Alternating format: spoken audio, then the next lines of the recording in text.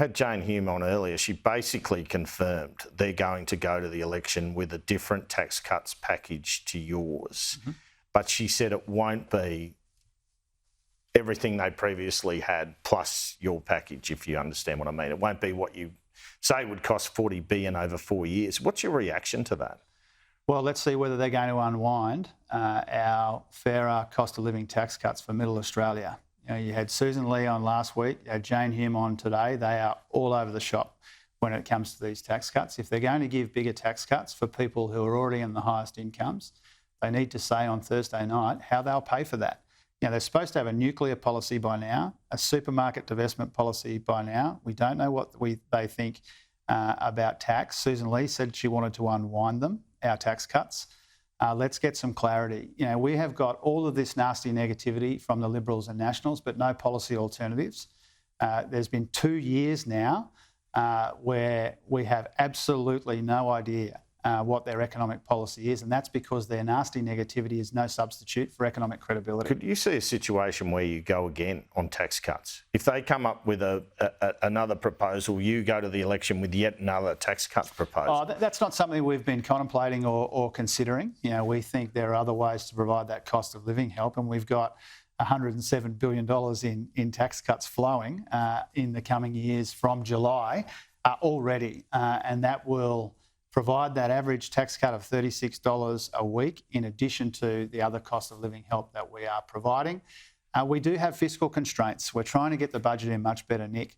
We're easing cost of living pressures at the same time we're investing in the future. All of those things are important, and so you have to weigh up your priorities. You pledged more money for the urgent care clinics today. Can you tell me a bit more about the commitment to health in the budget?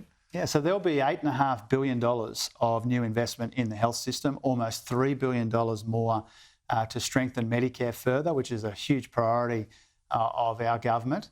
And $227 million of that will be to open another 29 urgent care clinics. These urgent care clinics have been spectacularly successful, particularly for families looking for healthcare for kids outside of hours.